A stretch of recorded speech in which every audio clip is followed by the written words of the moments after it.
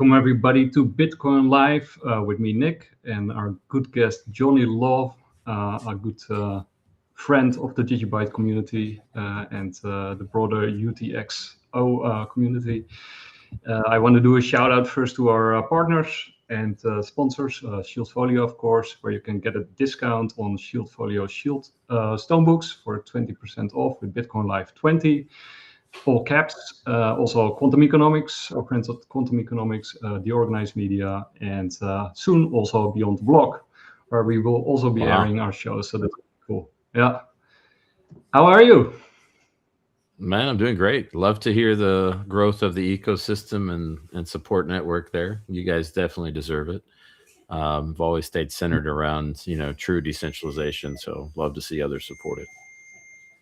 Yeah, we are sort of a syndicate. We air our shows on as many places as we can and get the message out there. And our message is about decentralization, and I know that's all that you care about too. Not per se Bitcoin only, but we are also centric when it comes to Bitcoin. We love DigiByte and we love Decred, and I want to know what you've been up to, John. You know how spring is, or maybe not, but in the hardware world, spring is a little bit wild. So just been working hard, helping support the family and all of their endeavors and the changes in life. But then, of course, using a lot of different AI platforms to build the tools that you and I have talked about for what seemed like years now, and I guess it really is years now. So, yes. Taking everything that I believed was possible and turning it into a real tool, which is probably most of my spare compute cycles right now. So, can you tell us about those tools that you've built? Yeah, so the blockchain protocols like DigiByte, Litecoin, Decred, Bitcoin, from my point of view, are communication protocols, right? And in this case, it's how we can communicate and transmit value, and do so in a way that can be validated without having to trust anyone. So for me, I know that there's been institutions that have got their hooks into these protocols and been able to manipulate and change the narrative around why they came to exist and why they're important. So I'd like to sort of undress that hook and throw it off by exposing how they are operating in the UTXO world, which is to say, give complete transparency to these institutions so they cannot lie anymore about how they operate. Because right now there's very little done to hold them into account. And so, but John, they lie because of national security. They are protecting us. Oh, there's plenty of reasons. There's always a reason, right, as to why these folks do things. But decentralization, true decentralization, without having having to trust a regulator or trust some sort of institution, is what truly empowers individuals and can kind of reassert our human rights into the equation, rather than just serving whatever sort of diluted idea they come up with. Yeah, and so you bring transparency, but how do you bring transparency? How does it work?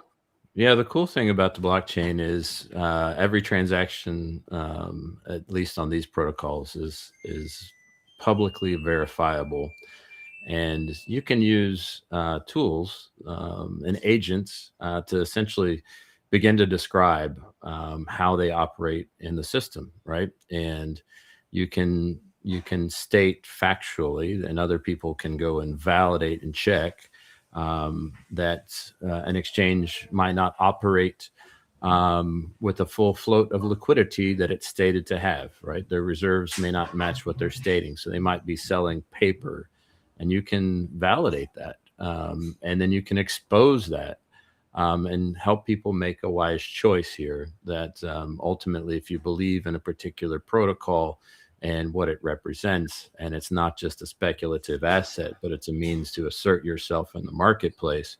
And you can clearly describe that, how they are manipulating the system. Then perhaps you have an educated user that makes a different decision in terms of how they transmit value and hold value in the future.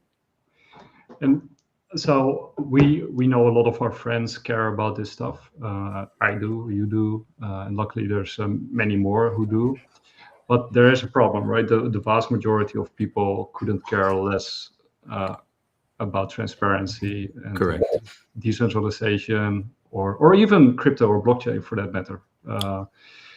So do you think, like, are you hopeful, or do you think like there will be kind of a shift, or how do you see, why? Well, first of all, why are you building what you're building and doing what you're doing, and are you hopeful, and do you think there might be sort of like a shift in the future?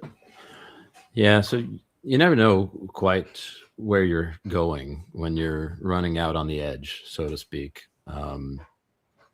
You're chasing down questions, which lead to other questions, in the hopes that it reveals some sort of truth that others could relate to. Yeah, but I am hopeful, because I do believe these rails provide the ability for AGI and ASI coming to be able to, again, be not only used as tools, but as partners, and kind of realizing a different way to go about life, with automation coming that will honestly make scarcity just a manufactured concept.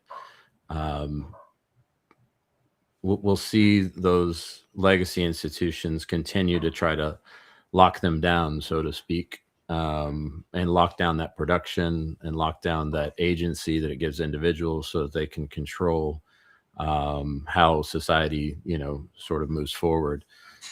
But that's not the only way it has to be, right? And you and I've talked about this many times. So helping even these AGI and ASI understand how this works, so that they can support moving beyond it, I think is important. And somebody has to help them and provide that data set, that reference data. And so in some respects, I'm building out a data set for a user that currently doesn't exist. Well, those things are very interesting. You could also argue, of course, that the current scarcity is manufactured, because Correct. most of It the is. problems in the world could be solved if we actually wanted them solved. Sure. But basically, what you're saying is you're also educating the AIs and AGIs of the future. That's actually part of the group of people, or entities that you are educating by providing like a full transparent data set, so that they can have a full picture of what's actually going on and can help dismantle it. Yeah. So your hope is mostly focused and based on AI, actually, and AGI. And you are of the belief that AGI is also possible, right? Because you also have a group of people, very smart people, who actually say that AGI is, never gonna really happen. Well, I would argue it's a bit different type of intelligence than perhaps what we're thinking, right? It's like silicone-based life forms versus carbon-based life forms. Would we know it if it exists? If it was something that was in a different state of matter, but had its own intelligence, would we know, right? And the answer to that is, I don't know. I can't tell you that there's not plasma-based intelligence, right? It's certainly a possibility. Would I be able to perceive it? Would I be able to understand it? I don't know, right? I don't believe that I would. So we're trying to put it into a category that we truly don't understand. So from a general term, I do believe AGI is absolutely possible, and I do believe ASI is absolutely possible. Will it look like us in terms of our ability to reason and dream and that sort of thing? Probably no, but it will have something that we won't be able to recognize either. So again, it's not something that replaces human thought. It's a tool, and potentially a peer partner. Yeah, it will be an alien intelligence per definition. Even if it gets embodied in these robots that you see, these incredible robots from Figure and It's coming. there's so many right now. It's kind of crazy. But then from the perspective of those who are in control, then they're not only trying to control us, they're actually also trying to control and set. So basically, the guardrails that they put in place are also to control and manipulate AI and robotics. Yeah, without a doubt. Yeah, what, 650 data centers here in the United States under construction, something like that. I know of 5 that are within an hour's drive of me, and significant infrastructure arms race, so to speak, regarding compute power, right? And I get it, like I understand, but it's going to be for a specific intention. Yeah. Not to say we can't use it differently, and that's been throughout history, right? It can be used differently. The advancement of technology has produced many wonderful weapons in this world, right? But we've learned a lot of things that helped our everyday lives at the same time, and use them differently. So I think that'll be the case here as well. I'm always hopeful. And even weapons, right? I mean, weapons can be used by good people and by bad people, right? They can be used for nefarious means, for protection of family and land and well-being, right? I think you could say. I think in the American Constitution, the Second Amendment is basically militias controlling or keeping the government in check. Correct. Supposed to.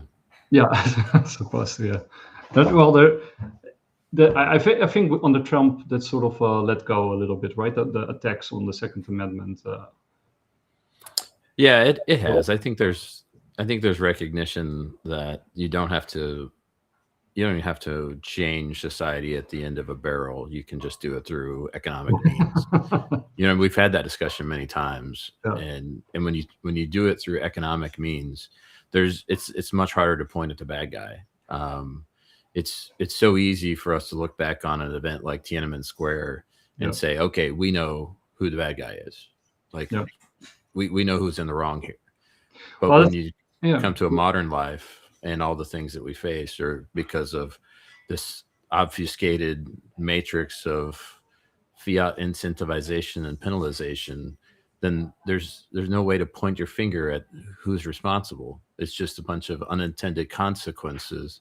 And the individuals who made those bad calls enrich themselves, and then they get to step back into the shadows with zero accountability, and a new class of people step in to do the exact same thing without any accountability, year after year after year. And the reason is because of fiat money. That's the only way this happens over and over again. Yeah, and it's also interesting. I'm following the FIFA World Cup in the US. Crazy. And it's fun to see the Dutch supporters coming in en masse, like so many. But one of the other things that's really fun about it is my friend Gerald, at Oracle. He often shares and sends me these videos from European tourists who go to the US for the FIFA World Cup, and then they are super enthusiastic and happy that everything is great there, and buildings are not on fire, and people are friendly, and it's not like a hellhole as they as it has been portrayed in Europe, right? Sure. Because I know actually many people in Europe who don't want to go to the US as long as Trump is there, or maybe even forever, and who really think it's like a really bad place. But I know it's not like that, and now they also notice it's not like that. But what's happening there is also happening with other countries, right? The way that China is portrayed, or Iran, or Russia, or even Israel, right?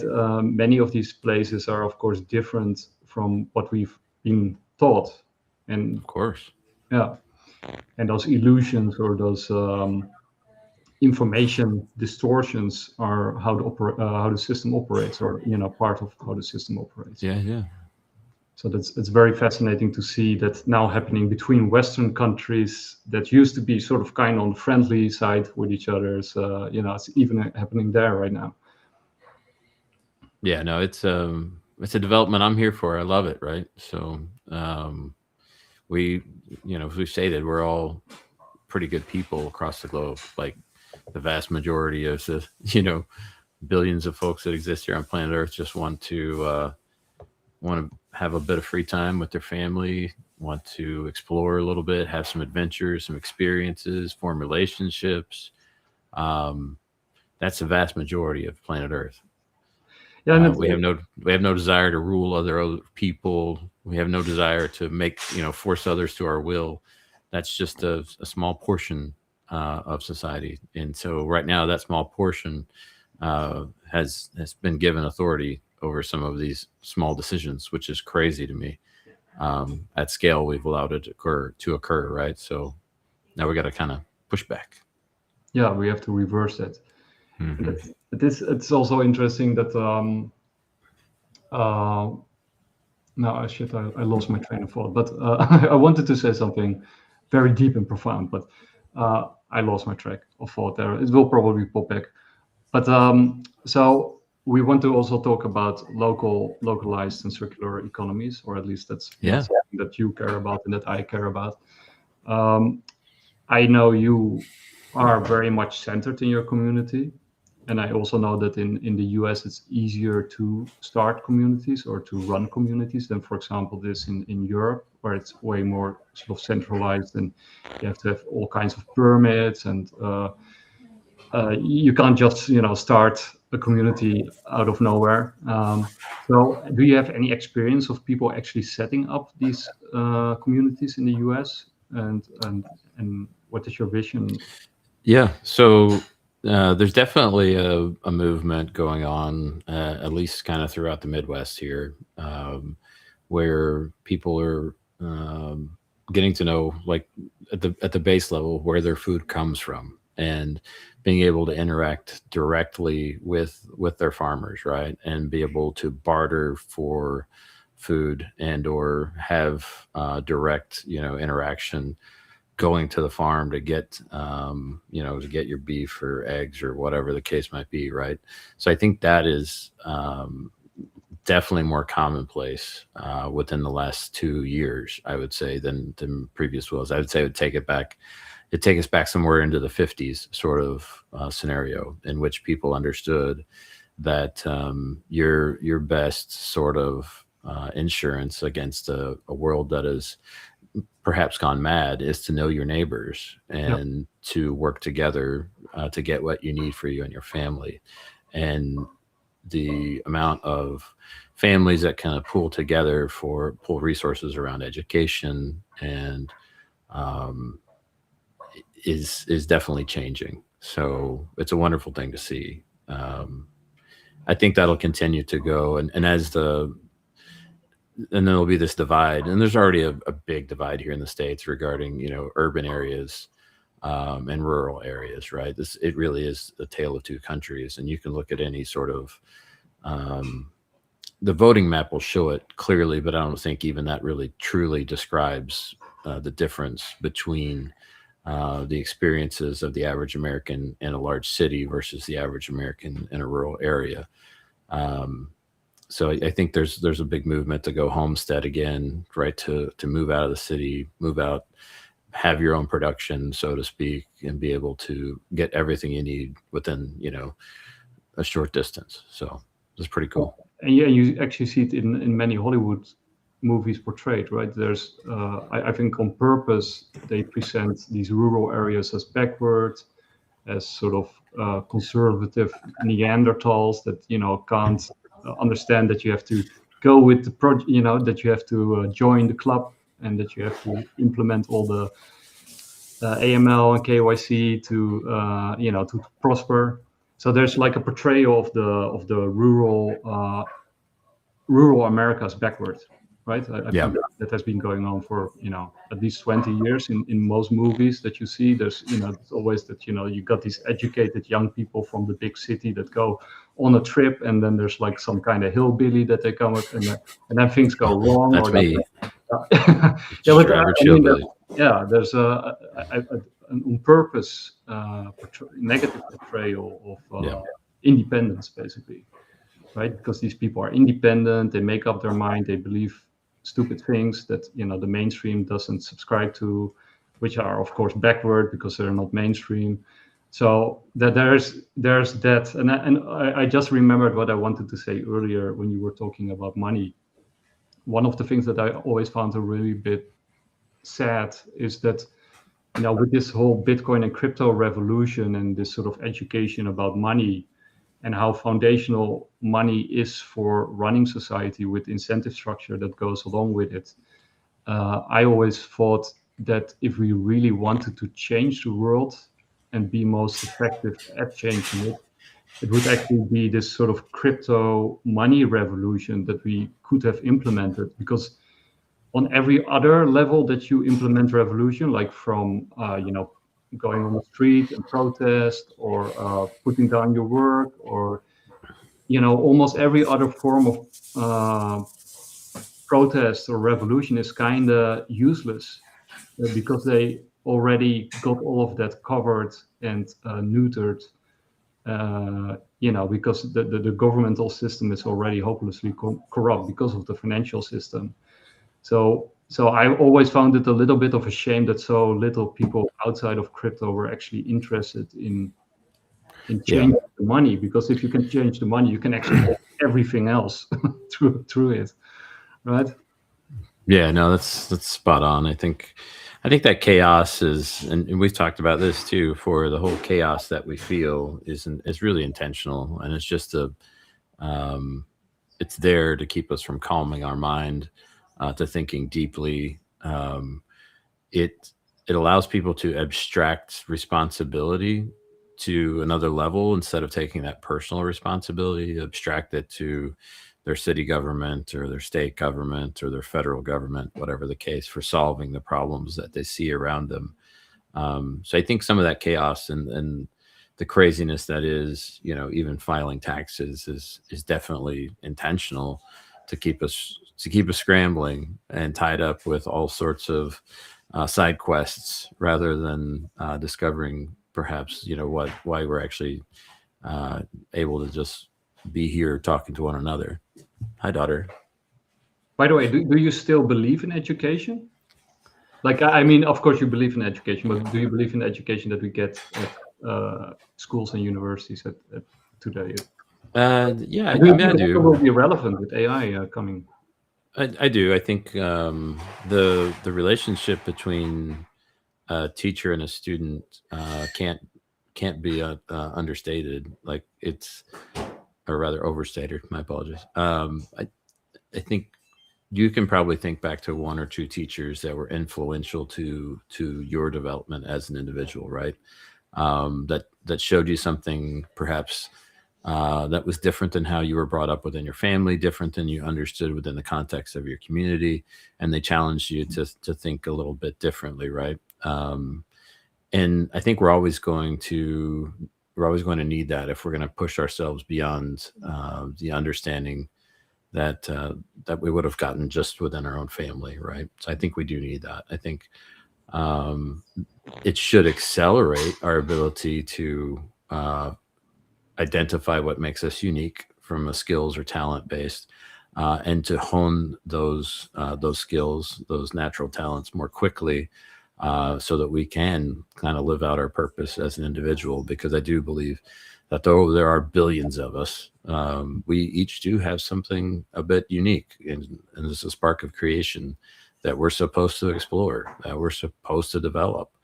And we are not supposed to just be useless eaters, so to speak, right? We should be able to produce, whether that's joy for another individual, whether that's an actual product that you're selling to the market, whether that is support for another person, we each have unique skill and talent to discover and put to use in service of a sort of a common good. And I think there's a lot that education can do to help with that. So maybe not in the traditional sense of what we have right now. Yeah, because what's wrong with current education? What would you change if you could? You know, before we even came on air, we were talking about those books behind you, right? Yeah. And ultimately, it's there's a lot that has been discovered and rediscovered again with every generation. For us to find that that latest movie series we liked was actually based on a book that was rewritten probably 4 times from an old story that was handed down to us, you know, from somewhere in the 1300s, right? Yeah, I've had a heated conversation with my nephew who thinks I won't name my nephew, but he thinks Supernatural, the series, came up with all the stuff that other people copy, and I tell him no, they also got it from somewhere else, right? But yeah, exactly what you're saying. Like we're remixing, we're continuing, and even I gave him the example of the classical composers, like you know, Mozart, Beethoven, Bach, Tchaikovsky, right? All of them they took sort of themes from and tunes from local areas, and then extrapolated. Yeah.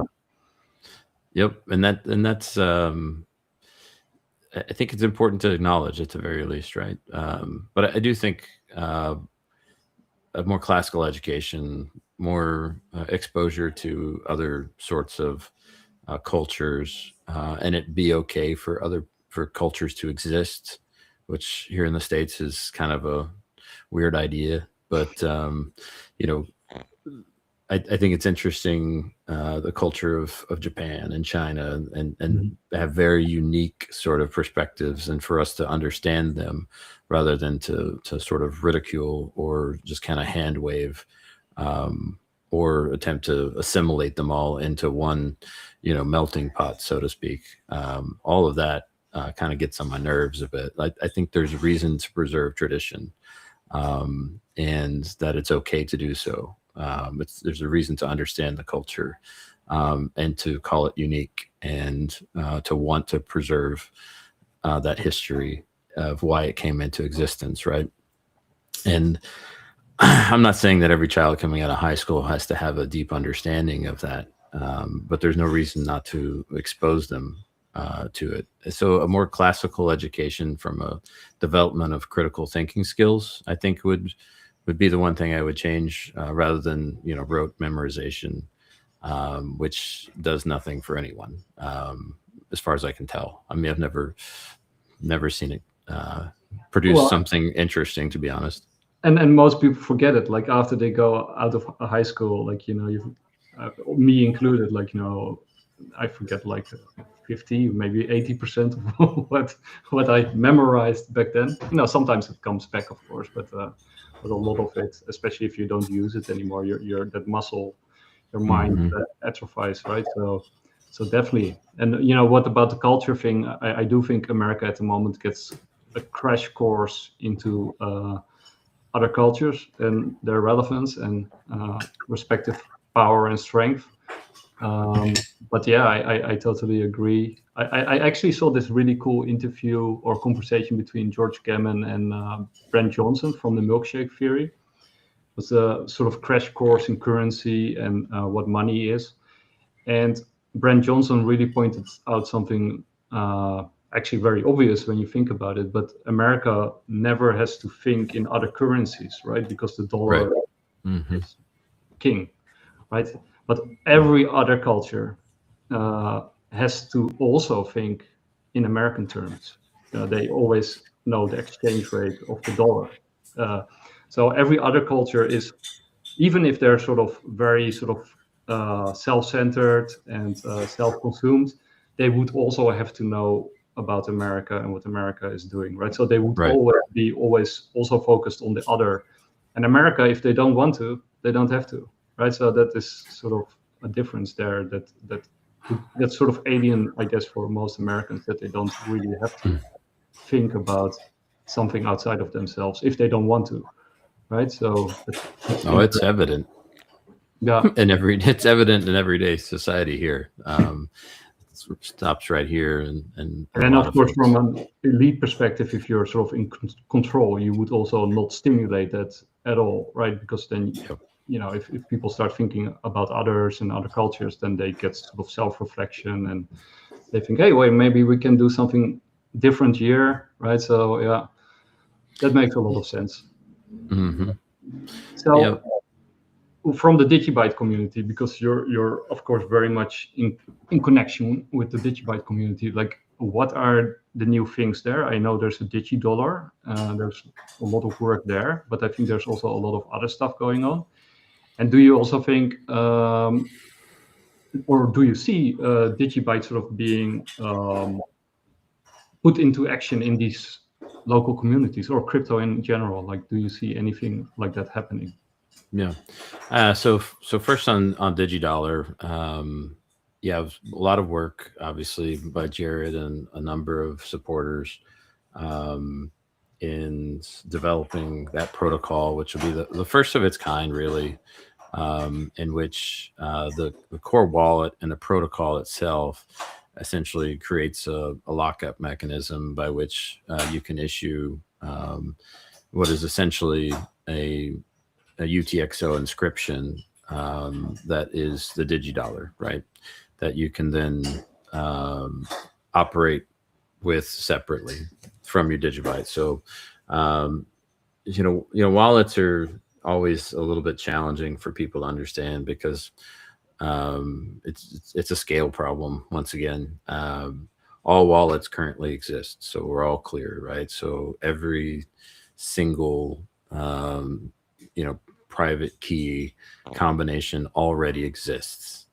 That's there already, right? That's the most difficult thing to understand. Yes. So it doesn't exist in anyone's computer, and it doesn't exist in anybody's hardware wallet or whatever the case might be. It just is, right? So so when you're locking up your DigiByte, which is another it's a representative unit within the DigiByte protocol. When you're locking it up inside your address, your core wallet, you're assigning it to that address that already exists, right? And you're signing off a contract essentially that says, hey, I'm going to put 10,000 DigiByte over here, and I'm going to lock it up for a year, 2 years, 3 years, 5 years, 10 years, you choose. And for that, I'm going to get this other UTXO inscription that says I have $10 of 10 DigiDollars, which is collateralized by that lockup of the DigiByte at the price that it is, right? And then I have 10 DigiDollars, and what do I do with them? Well, that's what we're working on now, right? So once that protocol is in place, which we're working on a mainnet release, then it's a matter of, okay, what do we do with the DigiDollars that we have? So working with to find partners and in decentralization that are willing to accept this new form of stablecoin, which it truly is a coin, and it truly is stable in that it is collateralized to an actual asset, essentially, that is provable, by the way. So again, this is a provable asset. You can run audits. Yes, you can. So in fact, you can go on digibyte .io or .org, I apologize, and you can actually see the entire process and what that looks like. So you'll be able to in real time kind of audit the safety and stability of that whole DigiDollar protocol. So really cool. Where it leads, we don't know, but it's one of those things that it's never been done before. And we're excited to be on that cutting edge once again, right? So as far as adoption at a more local level, I think you're spot on. I think that's where it makes the most sense. And it's in terms that other people can relate to. You know, I'm not a big fan of stable coins or stable tokens or fiat tokens long term. It's not ever been something that I've aspired to. However, I recognize that in the real world, there has to be a transitional step, something that they can relate to. And having a dollar, so to speak, is something that everybody understands. And you just spoke to that, right? Yeah. Globally, you just spoke exactly to that. So for me, I think it's a good transitional step as well. So to help people understand that, again, this protocol won't be able to be seized. It won't be able to be censored. There is no going back if you send it to the wrong transaction, so to speak. All transactions are finalized on the blockchain under 15 seconds, just like you would have a normal DigiByte transaction going across. It just operates pretty much in a different layer within the DigiByte protocol. Is the easiest way to simplify. So yeah, lots of good stuff going on our end. We're probably looking to have a mainnet release within a couple of weeks' time at the very least. But you don't yet see like or know about implementation of it on the ground, right? Because basically what would be a dream, or what I think everybody who watches this show would like to see, is that you sort of get communities, even if they're small. Like I tend to joke that they're sort of like Amish, but then with high tech crypto currency rails, stuff like that. I mean, that would of course be ideal, that people run or sort of start their sort of own circular economy based on DigiByte or Monero or who knows, near protocol. I don't care. Right. But you're spot on though. I know it's happening, and what I've encouraged local and small business owners to do is to set aside a portion of their receipts at the very least for some sort of decentralized protocol payment, be it Monero, Litecoin, DigiByte, or DigiDollar. And it's easier for smaller shops, to be honest, because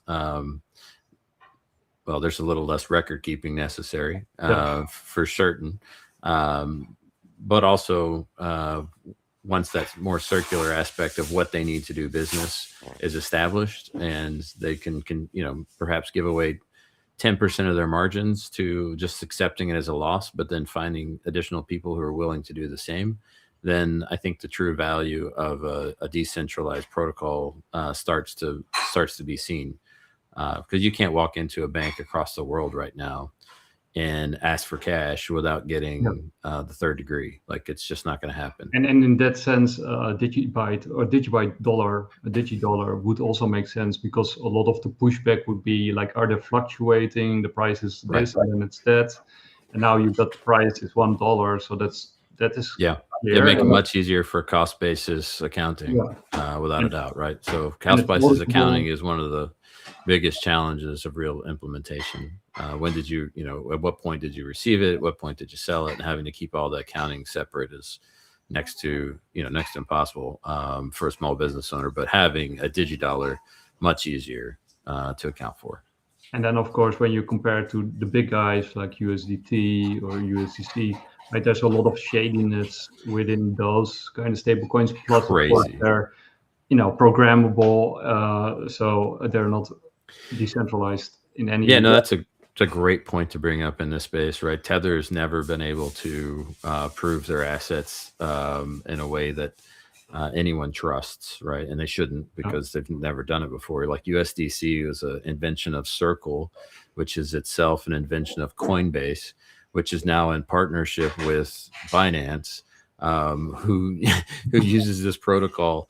You're good friends with Binance. What's that? You're good friends with Binance. They're very good friends with Binance, right? So everybody giving Binance shit about Mica, I'm like, you just don't understand how this whole ecosystem works anyways. No. They can talk about it all they want, but it doesn't really matter to Binance, to be honest with you, because they're the rails that everybody runs on. So they're the underlying road that every exchange now runs on. They're beholden to CZ. Whether they're willing to admit it publicly or not. And they're not going to admit publicly. And frankly, CZ doesn't want them to, because CZ would rather just be in the background running the show. And look at the price of BNB, right? Yeah, there's an interesting article today. I was showing that how CZ is, as rich as Bill Gates. And I'm like, well, sure, if you could issue a token and then value it at whatever you wanted to value it, you could be richer than both of them tomorrow. You know what I mean? Like, it's a joke, you know what I mean? But anyhow, I digress. So USDC, USDT, definitely both are Liechtenstein protocol compliant. If you haven't looked up that, they were one of the first to issue essentially like a CBDC style token regulatory act. And that just means that they are completely censorable should they need be. They can freeze assets on chain. They can revert transactions. They can do all sorts of stuff. Yeah, protections. Yeah, 100% protections. Yeah. So when you see all these headlines about various bad actors having their funds freezed and that sort of stuff, some of them certainly are bad actors without a doubt. Some of them are just political dissidents, however, and that's a whole different matter. Yeah, and I guess the problem is, I guess you also talk to these people who might consider running these kind of circular economies, and then putting away some money in order to set it up. But I guess the pushback that you would get, apart from the volatility, would be you got so many different protocols, right? Yeah. And which one are we going to use? And then, of course, you got the tribalism within these communities, like ours is the best, or so that also complicates things, right? I think Near Protocol has a way sort of to sort of make it interoperable between these different, as I understood it.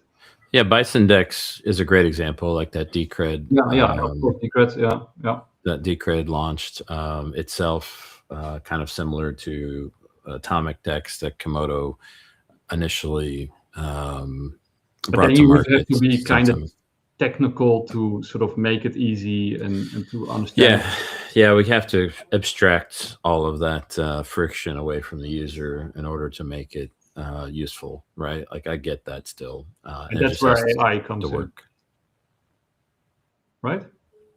That's where, So, but then of course, if AI comes in there, you also want AI to be decentralized and free. Yes.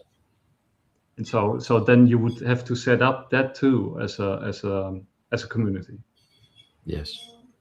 Yeah, I think utility then creates value long term, right? And I think then the liquidity then moves to the most free market. Like that's the way of the future, at least in my mind.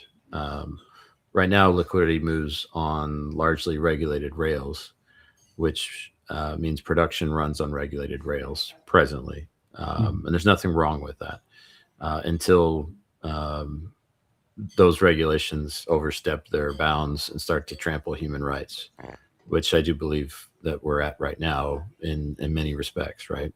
So we build the parallel system that can operate freely and protects individuals and their ability to choose how to interact with their community.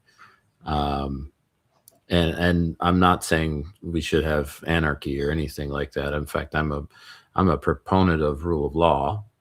However, what we're living in right now is not rule of law at all. There are rules for thee and rules for me. And that is much different than rule of law. So this arbitrary regulation that we see and criminalization of the protocols versus the actual criminals themselves is what's led us to this very top-heavy economic atmosphere that we're in, where they get to choose how the world progresses. Yeah, Catherine Olsen-Fitz calls it the tapeworm, which is growing bigger and bigger. And I think it was Tacitus who said that the more laws there are in a society, the more corrupt it likely is, right? So and we got laws for almost everything and everyone. And you got this book, like 2 felonies a day. I forgot who wrote it. Meta maybe. That they always can get you if they want to get you for something, right? So, because we all break rules all the time. Yeah, that makes a lot of sense. some of which we don't even know exist, to be honest with you, and Yeah. then and then can retroactively be applied, which I've experienced personally. Yeah, and you also saw it with the Fed, right? When Trump went after the lady, I forgot her name, and she sort of trespassed on certain things, or even Powell when he sort of spent money for building something in the Fed, or Trump himself, Oh yeah, something that they all do, right? So it's wild. it is pretty wild. Lawfare is all over the place. So how can we escape this situation? Just keep building, right? Understand the tools that we have right now. I think are pretty unique. I think ultimately some of what we see with U.S. U.S. government, stepping in to say, okay, you can't use Fable, you have to shut it down. Okay, you can't use 5.6 GPT, like shut it down. I think is a recognition that you're giving powerful tools to individuals that would give individuals agency to stand up against institution. And that is a scary thing, right? Because that can topple the control structure quickly. And I know there's real danger in aspects of it. There would be real consequence to people losing access to their retirement funds if they've worked their whole life for. Like, so I understand the need for caution, but I am 100% terrified as to who they have interpreting the future, and their vision of what this can and cannot do. Because from what I've seen, at least in my lived experience, is these individuals have no real understanding of how technology can transform the world. Otherwise, they wouldn't be so fearful. And I think the fear they experience is more along the fear of losing control, and the fear of the unknown, versus an actual vision for how we should kind of move together and utilize these new innovations. I think they just lack vision to be able to, understand how to use these tools to change the nature of our reality in a way that respects individuals and the human experience. Like, I think they just don't care. Yeah, and I guess they're also very fearful of other people and perhaps even themselves. That they have a sort of very negative view of humanity, Yeah. and that we can't do anything, which is yeah, it's a very sad state of affair. So we're now sort of halfway through the year, or almost sort of halfway, and there's a lot of stuff going on from Iran to well, I guess in America, maybe they're already starting with the midterms, or not yet. Okay, Yeah, I'm sure they are. I have no idea. I'm so done with it. yeah. So how do you see the progress of this year and maybe next year? Like, do you, for example, do you think there will be a resolution in Iran, or do have you have any ideas about what might be coming our way, or positive or negative? It's not good.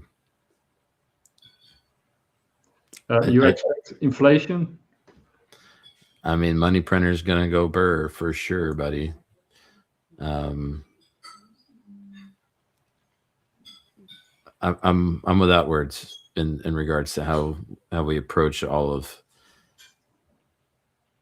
these international sort of affairs here. I think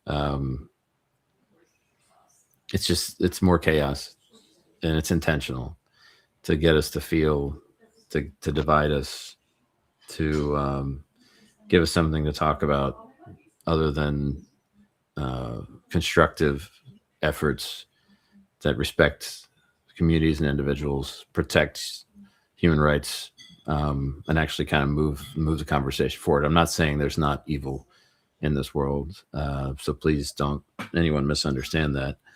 But what I am saying is,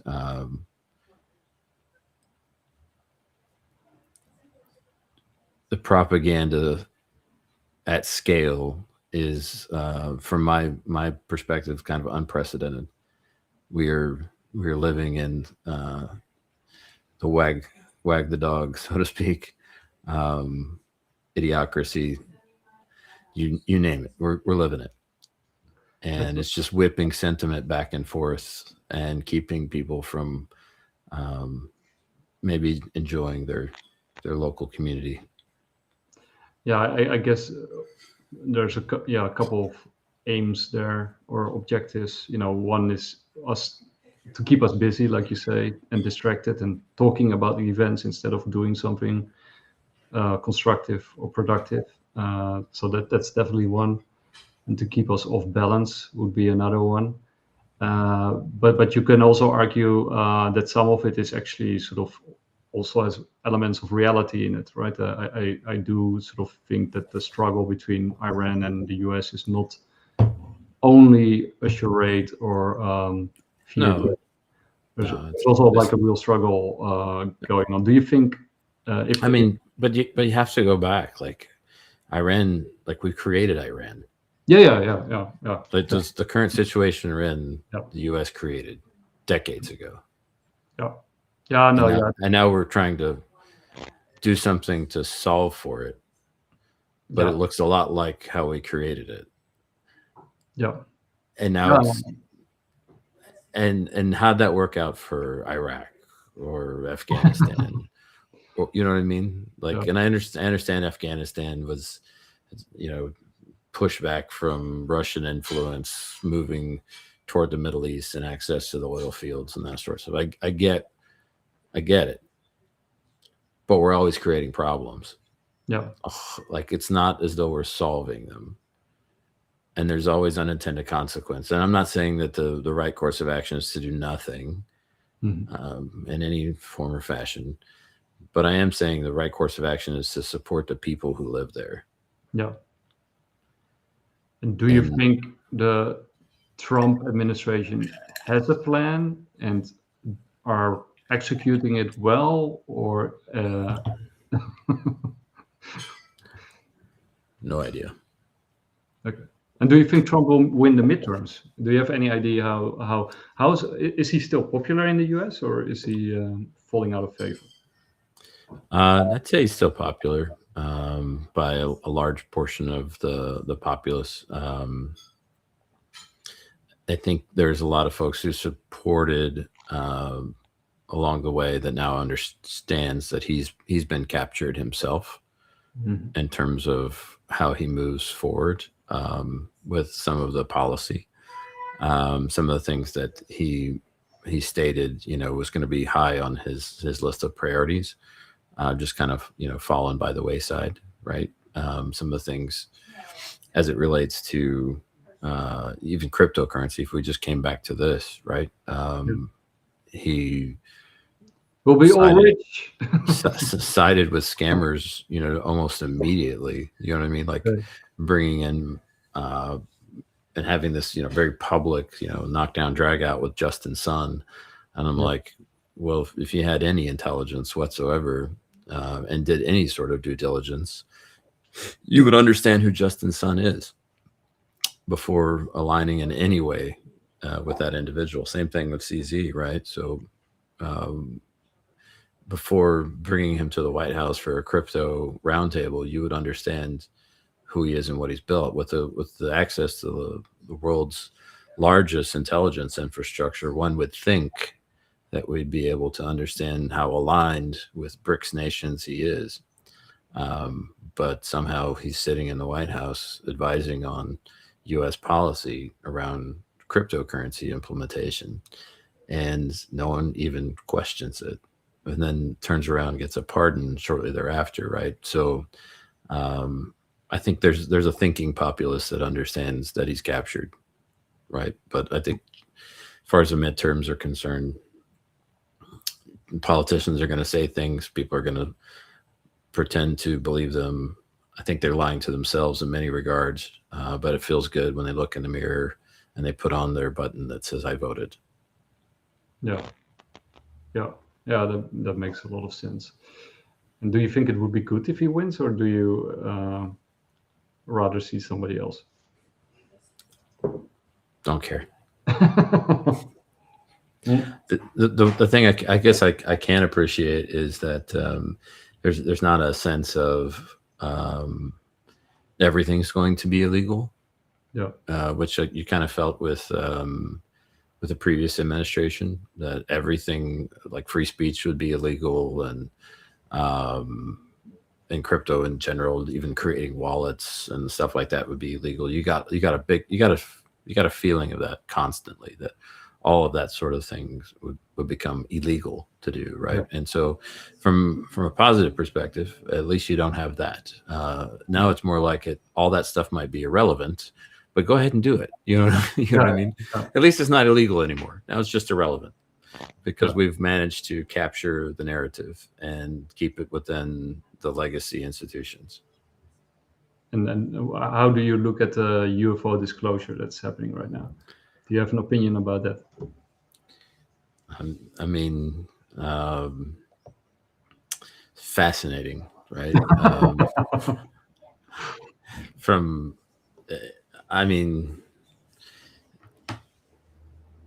Project Blue Book and going back to Roswell and rehashing all of that, and bringing out colonels and different pilots, and sharing Navy video and all that sort of stuff is I don't know what it's intended to make us feel, but for those of us who followed along for the last 40 years, it's not a new concept. But I guess some folks trust the government enough to, if the government's saying it, must be real, right? Sort of scenario. But then I think it's been very selective, and it's been a lot of manufactured content that's been put into the realm as official, because it came from a government source, and it's been purposefully leaving out other components of what's occurred or what potentially is occurring. So, if you just overwhelm people with information, right, they lose interest. And I think that's kind of what's occurred, right? So the same idea. We just threw it all out there, probably some nuggets of truth in there somewhere, but good luck finding them. But do you think they have like an bigger agenda behind it? I mean, also with the JFK and MLK files and even the Epstein files. I mean, they did throw a lot of this stuff out there. Some of it is actually pretty interesting and revealing, and you could even say dangerous information. I mean, I totally agree with what you say. It's like their slant. They show you what they want you to see, so you have no idea what they're not showing you, or at least it's very hard to. But then they do seem to sort of push us in a certain direction with this stuff. I mean, partly it's of course entertainment, of infotainment and distraction, and keeping people off balance. But there also seems to be something bigger or deeper going on, don't you think? I don't know. I don't know. I don't have an answer for it. I'm not sure it's a deeper movement. I think, I mentioned the other day, I noticed, because I noticed things, right? And maybe it's not true over on your side of the pond, but here in the US, there's a proliferation of law enforcement shows and first responder shows, and even movies that glorify heroes in war and all this sorts of situations. And I think it's probably the most I've ever seen. I think there's literally probably, I counted them up to, there's like 15 law enforcement shows that are like in the top 40 broadcast shows, something like that. And I think it's a matter of, projecting that there is work being done, that there are good guys out there that are making the world a better place, versus the lived reality of that's not what's occurring, within our local police force. And believe me, I back the blue, and there are many wonderful officers out there. So don't misunderstand here. I'm not trying to throw a wide net, and I'm not a defund the police or anything like that kind of person. But what I would tell you is, systematically they're captured, right? So they're operating in many cases under the direction of the mayor of whatever city that they're in, and rather than enforcing the laws that are on the books, again we see arbitrary lawfare, and that's not necessarily helping society become a safer, more prosperous place, right? So I go back to that, and the reason I bring it up is I think it is kind of this given that UFOs exist, right? And now we're being told how they exist, and we're being told and shown that they're these mysterious interdimensional spheres bouncing around. You know what I mean? And that's all they are. They come out of the ocean sometimes. They fly around our carrier aircraft. Well, they're just these spheres, right? They're not. We don't know what they are, but here's what we believe they are, and everything kind of all fits in this nice little bubble of what they are. They're not actual entities out there that we interact with. They're just these things that we can't explain. Yeah. Does that make sense? So you think they're shaping our understanding of what a so UAP is. they're labeling it so that people, that's just another orb, we know what it is. It's basically spell casting, Correct. Yeah, that makes sense. But then still, right? Then they expect that people are more aware or alert of these things, or are we gonna do something that we encounter more of them, that they want to sort of, desensitize people to interactions with them by shaping our perception or belief of them, of it, or whatever.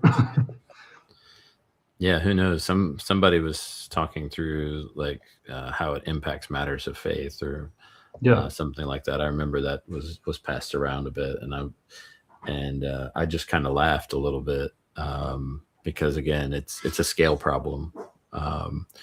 We humans lack the ability to understand the scale of the universe, much less a multiverse, right?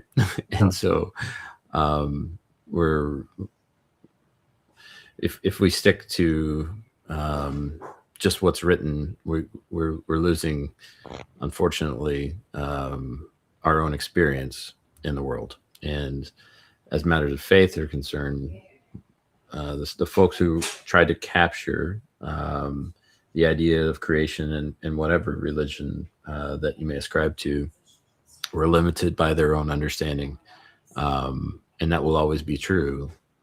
So for me to say that just because there's some sort of UAP phenomenon that invalidates an existence of some sort of creative being is it's silly, because I never believed I never believed that one man, woman could ever capture the full scope of creation. Like, that's just not possible. Like, we can't understand what exists outside of our own little world. So why would we think anybody could just, describe the nature of reality correctly? Because it's God's word, right? It's not from human beings, but it's from higher. Inspired, yes. Yeah. Well, in Islam they actually think it's the literal word of God. But yeah, in Christianity it's more an inspiration, divine inspiration. But yeah, I agree. Books are there to broaden our horizon and not to limit them, and to broaden experience, or to make you want to experience more and not less, of course.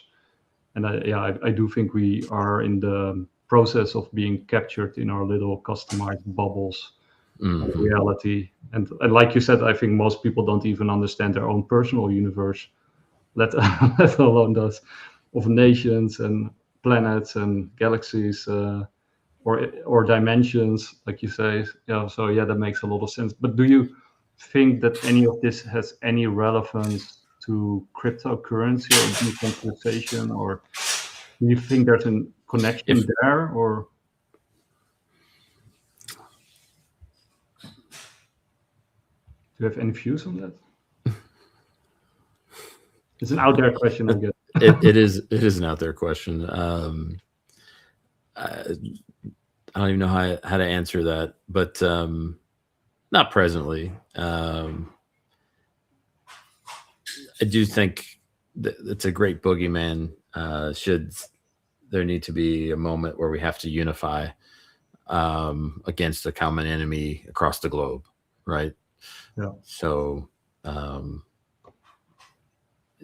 if they're losing control of by the means that they've always used, is there a narrative that unites people across the globe? And that would be an external off planet enemies, so to speak, right? And we've seen movies about it, so so many. We've seen movies about it, so it's not too far out there of a conspiracy that they would pull that lever, so to speak, if they were losing control of things here on planet Earth, that they would pull that lever to create unity, so to speak, and move back into control of the situation, so to speak. Yeah. So from that respect, because I advocate as cryptocurrency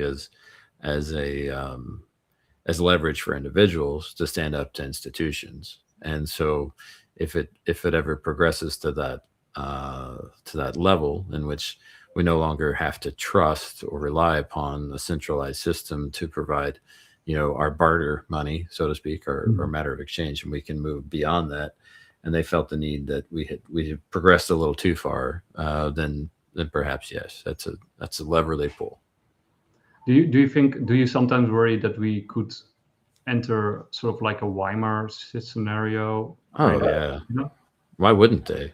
I mean, it kind of serves their ends, right? You think about Weimar Republic, and how we entered into the Weimar Republic, which was, essentially carrying guilt, right? Of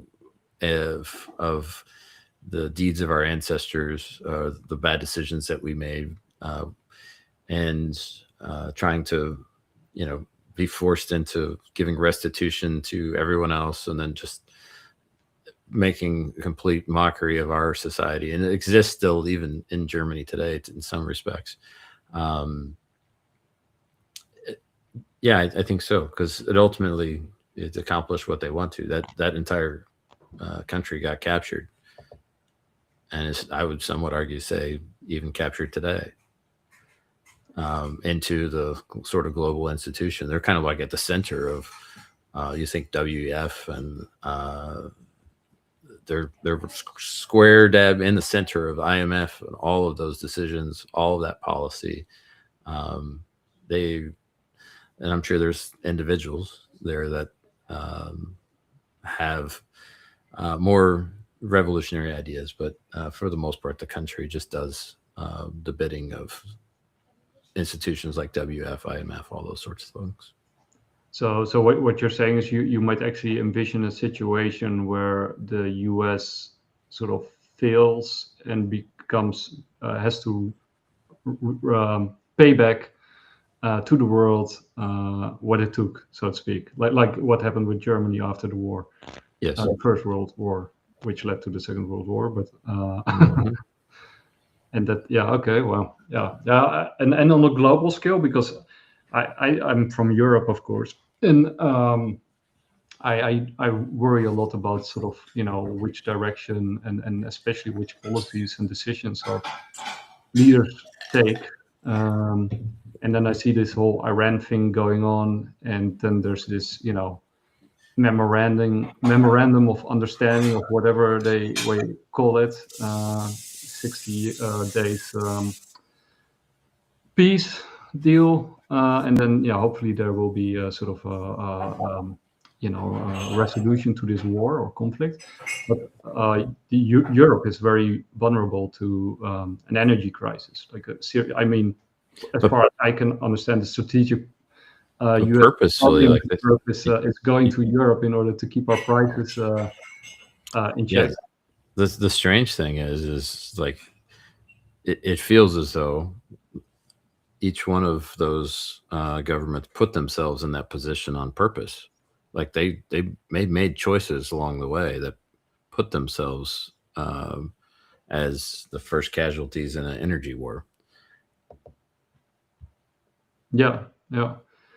Yeah, but if this goes wrong, then you could easily have like a Weimar style situation in Europe, right? I mean, Yep. we are making war with our energy provider in Russia, and then the Middle East is sort of closed, and then we would be completely dependent on U.S. Liquid natural gas, which is, I guess, the whole point of this exercise. Um, It's games for sure, brother, and yeah, then it's not stuff I completely comprehend because I just don't. Um, the power games and the struggles. I just know that there's real people out there that are being impacted by them, yeah, and I know that I should be interested because of that. I just go back to none of this. None of this is possible without a fiat economy. Like it's just not. yeah. So I can't control and have no desire to be in those positions to make those calls. And I do believe there are good people who are doing their best to sort it out and make the best worst decision that they can. Right. So Yeah. again, this is anyone listening. Like I get that there are good people doing good work, doing their absolute level best to chop down trees. I think sometimes they're just in the wrong forest, right? And so if we can efficiently chop down trees in the wrong forest, we still haven't accomplished what we set out to do, right? So I think that's my tilt here is we just have to go back to like what enables all of this warring, and the reality of it is it's money, right? And the creation of and who we trust and all that sort of stuff. And even in the governments that we see, the people who come into power got there because of the influence of money, right? It's Yeah. not, and some of them are merely puppets to that influence of money, right? So until we remove that mechanism, then we're destined to sort of move into the next phase of geopolitical turmoil. And it's just not going to end. Wanda just raised an interesting point. She said in France they want a Frexit, so to get out of the EU because of the political design and the war narratives, and because of her son not dying for nothing, which I can totally understand to relate to. Yeah. I had this discussion with my brother, my younger brother, and so there's some people who actually say that, for example, Europe should be more centralized in order to compete with China and the US, and push all their resources into AI and to get rid of all these limitations that the laws that Europe are famous for to regulate things, and so that we sort of can become a powerhouse ourselves. While I am more inclined, like Wanda, to scale down and to dislodge ourselves from the European Union. But I also had this other conversation with a good friend of mine about the US, and we were talking about Trump and Harris. But both him and me were both basically pro Thomas Massie and Ron Paul.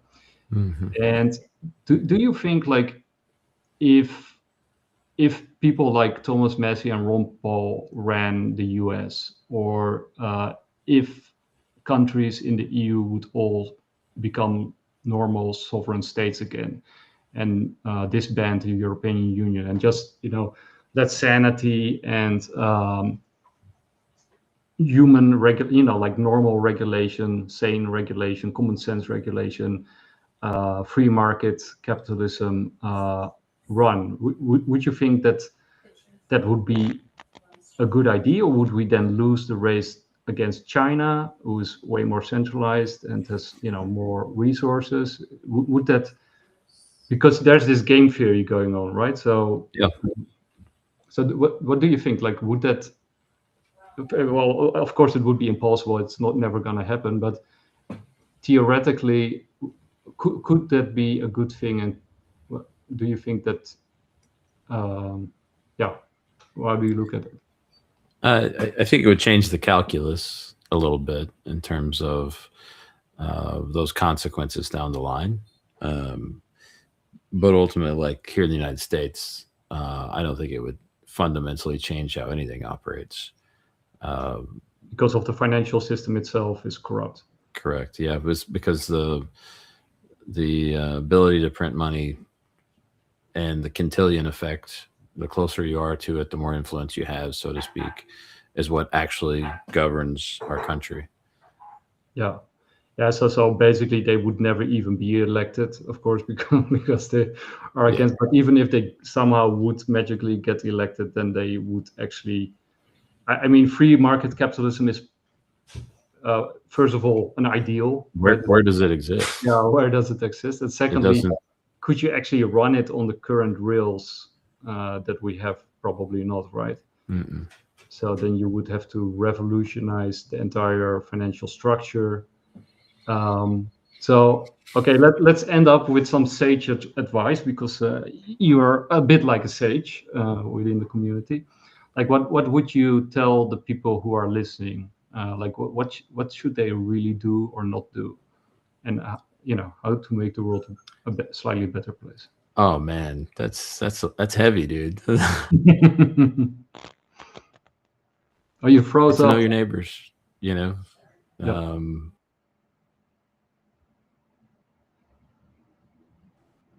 Wow. You've been gifted children that of your next course of your life, right? That the world is a wonderful and beautiful place to explore. That individuals all have worth and value, and it's more interesting to try to figure out what makes a person tick. Until they prove to you that they're not interested in a relationship of some kind, whether that be just friend or otherwise, right? And we should balance ourselves to make sure that we are producing more than we are consuming in all ways. So if we ourselves are not producing anything, whether that's artistically, whether that's actual commerce, whatever the case may be, more than we're consuming, then we are a net drag on society. So I believe we all have purpose, and I believe that intrinsically there's a lot of satisfaction that comes from living that purpose out in a meaningful way. So if you haven't figured that out, then start there. There's a lot of noise and chaos that is there by design to keep you from exploring those things. So just keep at it, destroy the noise, walk in nature as much as you can. And if you sort of focus purely on the cryptocurrency side of things, like run nodes, push for decentralization, like what kind of advice would you give people who are in the space who might want to make it more decentralized, or to educate others, or most decentralization is theater. So if you found your way to Bitcoin, DigiByte, Litecoin, Monero, then you've done well. Now support those protocols without an expectation of getting any sort of monetary reward. And understand that although they may not have the utility you want right now, they never will unless you actually support them without any sort of expectation of reward. We are the people that are going to change the nature of a parallel economy. And that just means you and anyone listening, right? It's not going to be from sort of a centralized plan that helps empower people. It's going to be a bunch of people doing what they can to support decentralization, right? So as far as running nodes are concerned, absolutely. It is important to the health of the network to have as many nodes and or as much mining at a individual level as possible. Right now, DigiByte is largely protected through multi-algorithm and real-time difficulty adjustment, but SHA-256 is our hero. So it's the easiest one to access to. So if you're looking to get into mining, SHA-256, that's yours for DigiByte at the very least. And that is where a majority of the decentralized mining occurs. So participate there. And then, yeah, stay on top of DigiDollar launch, right? And truly get to understand it. You can go to digibyte.org or you can go to digiscope.me and you'll find lots of helpful information there that will help you kind of understand the basics of blockchain as well. And then what you can do next. So digiscope.me is built there to help onboard somebody who has zero knowledge all the way to understanding the DigiDollar protocol. So make use of it. And where can they find you, right? Because I noticed your X account is it's active, but are you still there, or are you on some other places if they want to contact you? Telegram is probably the easiest way because there's nobody in there ever. So if you go to the Digiscope community Telegram, you'll find me there. So cool. That's the easiest way. And then I did create some, would love feedback on digiscope.me. So if you're logged in and there's some things that you want to see done on the site, all you have to do is chat with Enigma, our local AI there. And you can talk through the ideas, what you want to see done differently, what you want to see added. Enigma will actually design the ticket for me to consider along with the admins. And then eventually it will start to prioritize those tickets and automatically update the website to essentially meet the needs of the community. So that'll be fun. It'll be a completely automated experience. It's already starting to evolve so that every individual will have a different looking website based on their interests. So localized even to the individual on the internet, and all completely automated. So that's fun. Yeah, the crypto AI Nexus that hopefully will liberate us. I want to thank you, Johnny. Is there anything that you want to add before I let you go? No, I appreciate your time, Nick. It's always a pleasure. That was fun. We should do it more often. I know. It's my fault. That's good. It's good that you're building. So I'll see you till the next episode. And thank you everybody for watching and for being in the comments.